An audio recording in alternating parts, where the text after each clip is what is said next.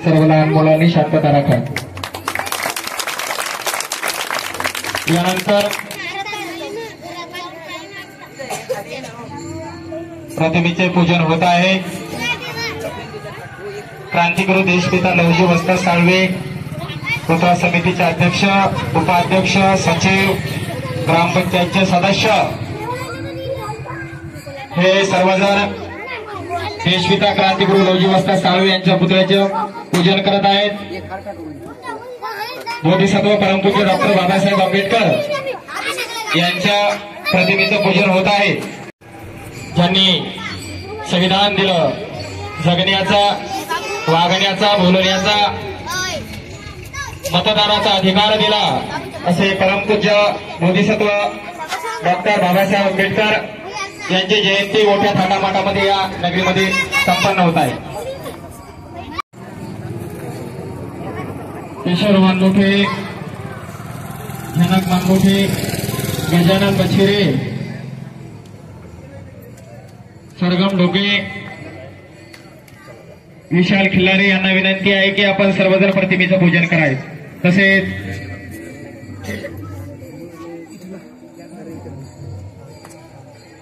यानंतर मानवहित लोकशाही पक्षाचे युवा जिल्हाध्यक्ष नामदेवराजे मनमोठे यांना सुद्धा विनंती आहे की आपण प्रतिमाचं पूजन करायचंय। त्याचबरोबर ब्लू टायगर सेनेचे सेनगाव तालुका अध्यक्ष मंगेशरावजी मनमोठे यांना सुद्धा विनंती आहे की आपण प्रतिमाचं पूजन करायचे। यानंतर छोटे लघु सैनिक असलेले गणेश मानमोठे, योगेश मानमोठे, सचिन हनवते, कैलास डोंगरे, बारकू मानमोठे या सर्वांना विनंती आहे की आपण प्रतिमाचं पूजन करायचे।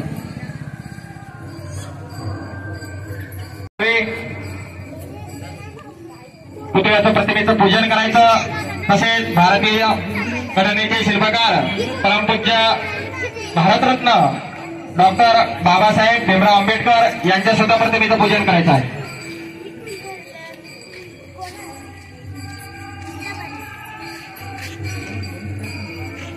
तुम्ही आम्ही सन्मानाने जगण्याचा, बोलण्याचा, राहण्याचा आणि वागण्याचा मनोगत व्यक्त करणार आहेत। नेहा वैरागड या विद्यार्थिनीस विनंती करतो की तिने आपलं मनोगत व्यक्त करायचंय। राजमाता, राष्ट्रमाता, विश्वमाता, माता जिजा सुरुवातीपासून शौर्याचा वारसा लाभलेली माता भीमा, हिंदू दलितांची आई, त्यागमूर्ती माता रमाई, क्रांतिज्योती सावित्रीबाई फुले, छत्रपती शिवाजी महाराज, छत्रपती शाहू महाराज, अण्णाभाऊ साठे, भारतरत्न डॉक्टर बाबासाहेब आंबेडकर या सर्व महामानवांना विनम्र अभिवादन। धन्यवाद। घटनेचे शिल्पकार परमपूज्य डॉक्टर बाबासाहेब आंबेडकर यांची 133वी जयंती मोठ्या थाटामाटामध्ये आपल्या या सातपुडा नगरीमध्ये संपन्न होत आहे। सर्वप्रथम आरक्षणाचे जनक राजश्री शाहू महाराज आणि बहुजन हिताय बहुजन सुखाय अशी विचारसरणी असणारे फुले शाहू आंबेडकर या सर्व महापुरुषांना प्रथमतः आम्ही विनम्र अभिवादन करतो। डॉक्टर बाबासाहेब आंबेडकर यांचा जन्म 14 एप्रिल 1891 रोजी मोहू या गावी झाला आणि डॉक्टर बाबासाहेब आंबेडकर हे यांना भारतीय घटनेचे शिल्पकार म्हटले जाते, कारण भारतीय घटना लिहिण्यामध्ये त्यांचा स्नेहाचा वाटा आहे, मोलाचा वाटा आहे। ते मसुदा समितीचे अध्यक्ष होते आणि या भारतीय राज्य घटनेला निर्माण करण्यासाठी, तयार करण्यासाठी त्यांनी अतिशय परिश्रम घेतले। साधारणतः भारतीय राज्यघटना निर्माण करण्यासाठी 2 वर्ष 18 महिने आणि 11 दिवस एवढा कालावधी लागला। सर्व देशाच्या राज्यघटनेचा अभ्यास करून डॉक्टर बाबासाहेब आंबेडकर यांनी आपल्या देशाला अनुकूल अशी राज्यघटना निर्माण केली। त्यामध्ये सर्व घटकांचा विचार करण्यात आला, एकही घटक त्यांनी सोडला नाही। डॉक्टर बाबासाहेब आंबेडकर यांना दलितांचे कैवारी असं सुद्धा म्हटले जाते।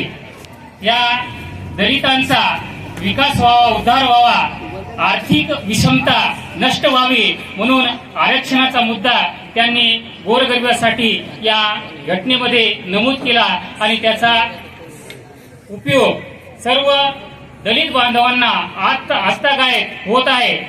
आणि म्हणून डॉक्टर बाबासाहेब आंबेडकर यांचे आपल्या देशावर, सर्व समाजावर अतोनात त्यांचे उपकार आहे.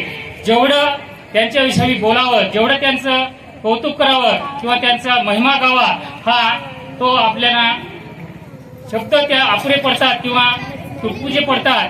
असं महान कार्य केवळ आपल्याच देशासाठी नाही तर इतर देशासाठी म्हणजेच जगासाठी त्यांनी कार्य केलेलं आहे. आणि म्हणून डॉक्टर बाबासाहेब आंबेडकर हे महान पुरुष आहेत. अशा महान पुरुषांची जयंती ही केवळ आपल्याच गावात नाही तर संपूर्ण जगभरामध्ये, संपूर्ण देशामध्ये आणि शासकीय, निमशासकीय सर्व कार्यालयामध्ये त्यांची जयंती मोठ्या थाटामाटाने साजरी करण्यात येत आहे. आणि आपल्या या गावामध्ये सुद्धा आपण मोठ्या थाटामाटाने संपन्न करत आहोत. एवढे बोलून मी माझे 2 शब्द संपवतो. जय हिंद, जय महाराष्ट्र, जय अण्णा, जय लवजी, जय भीम, जय शिवराय. छत्रपती ज्यांनी 18 पगड जातीला सोबत घेऊन हे स्वराज्य निर्माण केलं असे छत्रपती शिवाजी महाराज, राष्ट्रमाता राजमाता मासाहेब जिजाऊ, आरक्षणाचे जनक राजर्षी शाहू महाराज, ज्यांनी शिक्षणाची गंगा घरापर्यंत पोहोचवण्याचं काम केलं असे महात्मा ज्योतिबा फुले, आणि ज्यांनी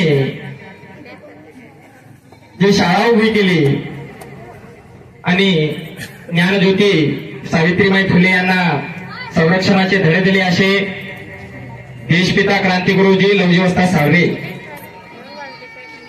अहिल्यादेवी होळकर, झाशीची राणी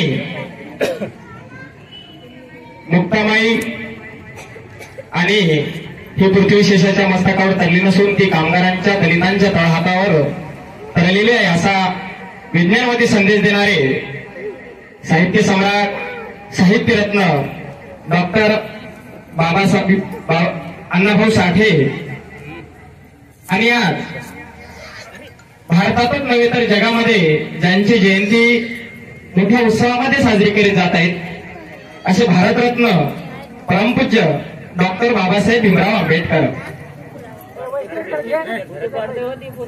जयंत्या कोणाच्या साजऱ्या होत असतात की ज्यांनी आपल्या घरावरती तुळशीपत्र ठेवून बहुजनांच्या हितासाठी आपलं आयुष्य बलिदान केलं, रक्ताच्या शेवटच्या थेंबापर्यंत सर्वांसाठी आपलं आयुष्य दान केलं, अशाच्या जयंत्या साजऱ्या होत असतात.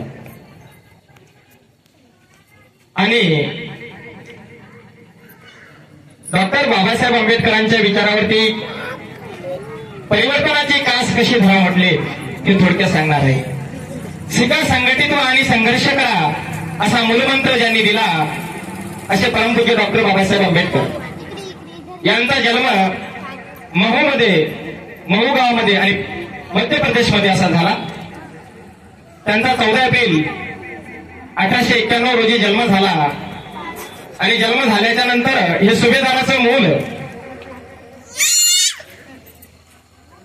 वर्णव्यवस्था असताना सुद्धा कुठला न विचार करता आपल्या शिक्षणाच्या जोरावर, आपल्या बुद्धीच्या जोरावर अवघं आयुष्य या सर्वांसाठी दान केलं. आणि या जगाला नव्हे तर या भारताला ज्यांनी घटना दिली असे परमपूज्य डॉक्टर बाबासाहेब आंबेडकर. आपण घटनापती का म्हणतो, आपण कायदेपंडित का म्हणतो, कारण त्यांनी या जगामध्ये अशा 2च व्यक्ती आहेत की त्यांनी शाळेच्या बाहेर शिक्षण घेतले. सर्वप्रथम साहित्य सम्राट अण्णाभाऊ साठे आणि माझे दुसरे डॉक्टर बाबासाहेब आंबेडकर. म्हणून आपण सर्वजणांनी कुटुंबाची, ज्या पद्धतीने आपण कुटुंबाचं नियोजन करत असताना आपण सर्व आपलं कुठेतरी काम आहे की आपण समाजाचं बी ऋण असलं पाहिजे, समाजासाठी जगलं पाहिजे, समाजासाठी लढलं पाहिजे, समाजासाठी अन्यायाविरुद्ध लढा पुकारला पाहिजे. म्हणून आज या जयंतीनिमित्त आपण एवढंच या ठिकाणी सांगणार आहे आणि माझे 2 शब्द थांबणार आहे. जय लघुजी, जय अण्णा, जय भीम, जय शिवराय. महाराजा जय भीम, जय लहुजी. अखिल विश्वाला शांतीचा संदेश देणारे तथागत गौतम बुद्ध, मातृत्व, नेतृत्व आणि दातृत्व या तिन्ही गुणांनी संपन्न असणाऱ्या राष्ट्रमाता राजमाता मासाहेब जिजाऊ 18 पगड जातींना सोबत घेऊन स्वराज्याचं देखणं स्वप्न पाहिलं आणि ते प्रत्यक्षात उतरवलं असे स्वराज्य संस्थापक छत्रपती शिवाजी महाराज. भारतीय स्वातंत्र्याच्या चळवळीमध्ये हजारो क्रांतिवीरांना आपल्या तालमीमधून घडवलं असे आद्य क्रांतीवीर वीर वस्ताद लहुजी साळवे, ज्यांनी शिक्षणाची गंगा बहुजनाच्या दारापर्यंत आणण्याचं काम केलं असे महात्मा ज्योतिबा फुले, आरक्षणाचे जनक राजर्षी शाहू महाराज, थोर साहित्यरत्न ज्या शाहिरांनी छत्रपती शिवाजी महाराजांना भारताबाहेर नेण्याचं काम केलं असे थोर साहित्यिक शिवशाहीर डॉक्टर अण्णाभाऊ साठे.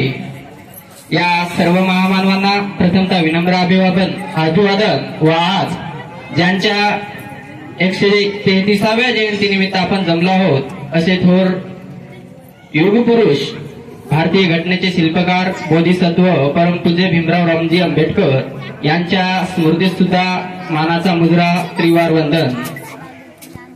आणि आज या छोटेखानी कार्यक्रमाचं ज्यांनी आयोजन केलं ते राष्ट्रसंत तुकडोजी महाराज सेवाभावी संस्थेचे सर्व पदाधिकारी व नामदेव भाऊ मित्र मंडळाचे सर्व पदाधिकारी यांचं मी प्रथमतः खूप खूप अभिनंदन करतो. कारण असे कार्यक्रम हे करणं काळाची गरज आहे. डॉक्टर बाबासाहेब आंबेडकरांच्या जीवनावर प्रकाश टाकत असताना त्यांचा जन्म, मृत्यू, त्यांचं कार्य आमचे मार्गदर्शक मानमोठे सर यांनी सांगितलं. त्याच्या पुढे जाऊन मी सांगण्याचा प्रयत्न करेन. आमचे युवा जिल्हाध्यक्ष यांनी बाबासाहेबांच्या जीवनातील एक महत्वाचा असा मंत्र सांगितला, तो म्हणजे शिका, संघटित व्हा आणि संघर्ष करा. आपल्या समाजाचं खरं म्हटलं तर याच मूलमंत्रावर सगळं आयुष्य आणि प्रगती अवलंबून आहे. डॉक्टर बाबासाहेब आंबेडकर म्हणतात की शिका, परंतु आपण शिक्षणाच्या बाबतीत आपला समाज बऱ्याच ठिकाणी कमी आहे. शिक्षणाचं प्रमाण जर बघितलं तर इतर समाजाच्या तुलनेत आपलं प्रमाण अतिशय कमी आहे. ही खूप चिंतेची बाब आहे. म्हणून मी प्रथम सर्व पालकांना विनंती करेन की आपण आपले विद्यार्थी, आपले मुलं ज्या शाळेत जातात त्या शाळेत कमीत कमी आठवड्यातून एकदा तरी भेट दिली पाहिजे. ते शिक्षक काय शिकवतात किंवा आपला मुलगा काय शिकतो, कितवीत शिकतो, घरी अभ्यास करतो का नाही हे पाहिलं पाहिजे. परंतु आपलं होते असं, आपल्याला कामाची गडबड असते, आपण शेतात निघून जातो आणि सगळी जबाबदारी ही आपल्या मुलाच्या आईवर येते. पण मुलाच्या आईचं चालू काय असते, ते दिवसभर त्या टीव्हीतच गुंग असतात. त्यांना त्या मालिकापासून फुरसतच मिळत नाही विद्यार्थ्यावर लक्ष देण्यासाठी. म्हणून खऱ्या अर्थानं आईला विनंती करेन मी की आपण मुलावर लक्ष दिलं पाहिजे. आपल्याला त्या मालिका आहेत, रात्रीचं खेळ चाले, माझे मन तुझे झाले, रानाची तुझ्यात जीव रंगला, ह्या सगळ्या मालिका आहेत. पण या मालिकाच्या पुढे एक मालिका आहे, ती म्हणजे डॉक्टर बाबासाहेब आंबेडकरांची मालिका. ती आपण आवर्जून पाहावी. एक सावित्रीबाई ज्योती यांच्या जीवनावर सुद्धा मालिका आहे, ती सुद्धा आपण पाहावी. पण आपण तसं करत नाही. संभाजीराजे यांच्या जीवनावर सुद्धा एक चांगली मालिका आहे, आपण ती पाहत नाही. आपण भलत्याच साऱ्या मालिका पाहतो आणि मालिकात काय असते, कोणाचं कोणासोबत काय चालू आहे कोणालाच काही कळत नाही. पाहणाराला कळत नाही, त्या मालिकाला कळत नाही काय ते.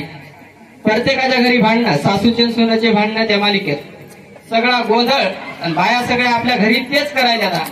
त्यामुळे त्या मालिका पाहणं बंद करा, विद्यार्थ्यावर आपलं लक्ष द्या आणि प्राथमिक शाळा वाचवणं ही काळाची गरज आहे. आज जर प्राथमिक शाळा जर वाचल्या तर खऱ्या अर्थानं आपण बाबासाहेबांनी म्हटलेला शिका हा त्यांचा मूलमंत्र आपण अंगीकारू. त्यानंतर संघटित व्हा. संघटनाच्या बाबतीत तर बोलायच नको. आपलं संघटन म्हणजे असं संघटन आहे की इतर कोणत्याही समाजाचं संघटन चांगलं आहे, परंतु आपलं संघटन होताना दिसत नाही. आपण 5 जण 5 ठिकाणी असतो, 5 जणांचं 5 मत असते, त्यामुळं आपली प्रगती होत नाही. समाजाची जर प्रगती करायची असेल तर समाजाच्या प्रगतीसाठी 5 गोष्टी महत्वाच्या असतात. त्या म्हणजे ज्यांना लिहिता येतं त्यांनी लिहिलं पाहिजे, ज्यांना बोलता येतं त्यांनी बोललं पाहिजे, ज्यांना रस्त्यावर उतरता येतं त्यांनी रस्त्यावर उतरलं पाहिजे, ज्यांना पाठिंबा देता आला पाहिजे, जे समाजाचं कार्य करतात त्या कार्यकर्त्याला पाठिंबा दिला पाहिजे. ह्या 4 गोष्टी महत्वाच्या आहेत. आणि 5वी आणि सर्वात महत्वाची गोष्ट म्हणजे इतर हे 4 जण जे करतात ते जरी आपण नाही केलं तरी चालेल, पण 5वी गोष्ट महत्वाची आहे आणि ती आपण केलीच पाहिजे. कारण काही करता आलं नाही तरी चालेल, पण आपण शांत राहिलं पाहिजे. कारण हे 4 जण बाकीचं काम करतात, पण हा 5वा जरा शहाणा असतो. ते म्हणते याला काय करते, हे पुढे चालले तर यायचा काहीतरी फायदा असेल, म्हणून आपल्या समाजाची प्रगती कुठेतरी खंडित होत आहे. शिका झालं, संघटित व्हा झालं आणि संघर्ष करा. संघर्ष करा म्हणजे काय? संघर्ष करा म्हणजे आपण भांडणच करा असा उद्देश नाही. संघर्ष कशासाठी करायचा? आपल्या हक्कासाठी संघर्ष करायचा. आपला जो मूलभूत हक्क आहे त्या मूलभूत हक्कावर जर कोणी गदा आणत असेल तर संघर्ष करायचा, नाही तर मग संघर्ष आपले काय? भावकीत संघर्ष. 2 भावाचं 2 गटात रूपांतर होते.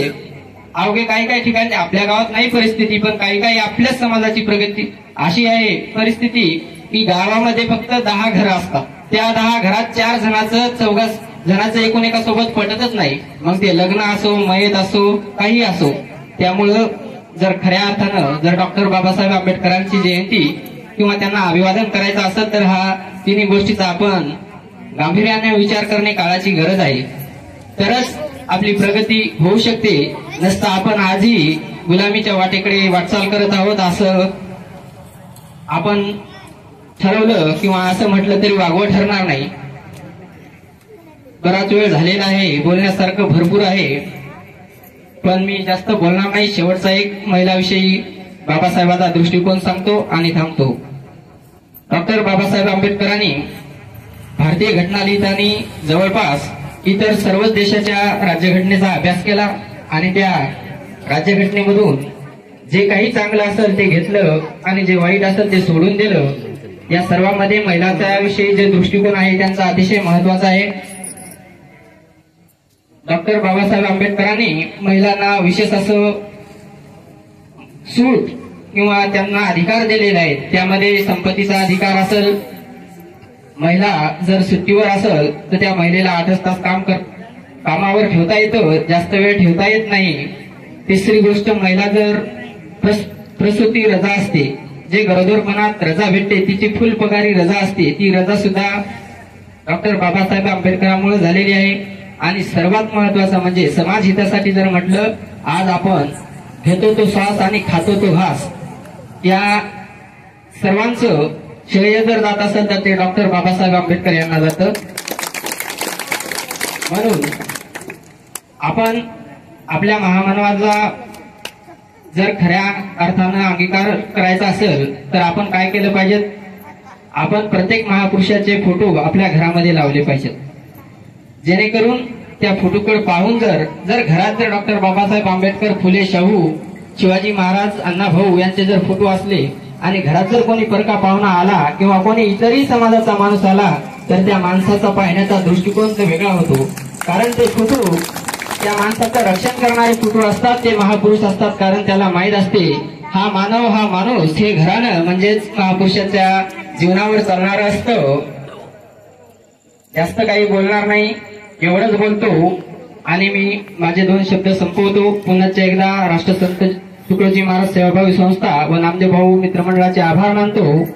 यानंतर या संपूर्ण कार्यक्रमाची जे प्रसिद्धी आहे ती प्रसिद्धी डीके प्रोडक्शनच्या मार्फत होत आहे आणि त्याच डीके प्रोडक्शनचे संचालक दीपकजी खिल्लारे हे सुद्धा आपलं मनोगत व्यक्त करणार आहेत. त्यांना मी विनंती करतो की त्यांनी आपलं मनोगत व्यक्त करावं. तेवढा तर आपल्याला टाइम नाही, तरी ज्या काही महामानवांनी आपल्या रक्ताचं पाणी केलं, आपला स्वतःचा जे आयुष्य आहे गहाण ठेवलं आणि त्यांचं मृत्यू येईपर्यंत ते लढले झगडले, अशा सर्व महामानवास मी प्रथमतः इथे त्रिवार वंदन करतो आणि मी माझ्या 2 शब्दाला सुरुवात करतो. सर्वांना रक्ताच्या थेंबाथेंबात क्रांतिकारी जय लवजी, जय अण्णा आणि जय भीम. तर सांगण्याचा मुद्दा म्हणजे असा आहे, आज मला स्वतः मला वाटलं की आज मी भाषण करायला पाहिजे. कारण 2 गोष्टी सांगणं हे खूप महत्वाचे असतं. कारण तुमच्याजवळ एक विचार असला, तुमच्याकडे जर 1 रुपया असला आणि माझ्याकडे जर 1 रुपया असला तर प्रत्येकाकडे फक्त 1 रुपया ठरवायचा. पण तुमच्याकडे जर चांगला विचार एक असेल आणि माझ्याकडे एक चांगला विचार असेल तर प्रत्येकानं आपापल्या विचाराची जर देवाणघेवाण झाली ना तर प्रत्येकाकडे 2 विचार होतात. बाबासाहेब पण म्हणून जायचे, जर तुमच्याकडे 2 रुपये असतील तर 1 रुपयाचं पुस्तक विकत घ्या आणि दुसऱ्या 1 रुपयाचं जेवण विकत घ्या. जेवण जे की तुम्हाला जगवेल आणि पुस्तक जे की समाजात कसं जगायचं हे तुम्हाला शिकवेल. तर सांगण्याच्या मुद्द्यावर परत मी येतो की पूर्वीच्या काळी म्हणजे त्यांच्या हातामध्ये सत्ता होती त्यावेळेस, तर त्यांनी एक मनुस्मृती नावाचा ग्रंथ लिहिला होता. तर त्या मनुस्मृती नावाच्या ग्रंथात असं पूर्ण काही रेखाटलेलं होतं की ब्राह्मण जन्मले ब्रह्मदेवाच्या मुखातून, क्षत्रिय जन्मले ब्रह्मदेवाच्या बाहूतून, वैश्य जन्मले ब्रह्मदेवाच्या पायातून आणि शूद्र जन्मले ब्रह्मदेवाच्या तळपायातून. अशी ती वर्णव्यवस्था होती. या वर्णव्यवस्थेमध्ये जे काही बहुजन समाज येत होता, जो काही आपला सर्व समाज येत होता, कष्ट करा काम करा वर्गाचा जो समाज येत होता, हा सर्व समाजाला एक वेगळी वागणूक होती, तुच्छ वागणूक होती, खूप हीन वागणूक होती. या स्त्रियांना पण माणूस म्हणून जगण्याची लायकी नव्हती. प्रत्येकाला एक खूप गुराढोरासारखं वागवणं लागत होतं. कारण त्यांनी तो मनुस्मृती नावाचा ग्रंथच तसा लिहिला होता. तर याच मनुस्मृती नावाच्या ग्रंथानं आपल्या छत्रपती शिवाजी महाराजांचा अपमान केला होता. कारण त्यांचा राज्याभिषेक करण्यासाठी कोणताही एक भटजी हा तयार होत नव्हता. तर एक MP मधून माणूस आणला होता, त्या माणसाचं नाव होतं काका भट्ट. त्यांनी डाव्या पायाच्या अंगठ्यानं आपल्या छत्रपती शिवाजी महाराजांचा अपमान केला. आणि याच अपमानाचा बदला घेण्यासाठी 1927 साली आपल्या बाबासाहेब आंबेडकरांनी रायगडाच्या पायथ्याली ती मनुस्मृती नावाचं ग्रंथाचं दहन केलं आणि या रायगडाला एक न्याय मिळवून देण्याचं काम केलं. तर मला एक सांगायचं होतं की आपल्या गावामध्ये एक नवीन ग्रंथालय आहे. त्या ग्रंथालयामध्ये खूप काही भांडार आहे. तर नवीन पुस्तकं आलेली आहेत. ज्यांची कोणाची इच्छा असेल तर ते तुम्ही यूज करू शकता, वापरू शकता. खूप काही छान छान पुस्तकं आहेत. विज्ञानवादी विचाराची पुस्तकं आहेत. कारण जे पुस्तक असते ते माणसाचं मस्तक घडवत असते आणि ते घडलेलं मस्तक हे कुणाच समोर नतमस्तक होत नसते. एवढी मात्र जाणीव ठेवा. मी माझे आकृती शब्द जास्त काही लांब नाही घेणार. ओके, धन्यवाद. थँक्यू. मला 2 शब्द बोलण्याची संधी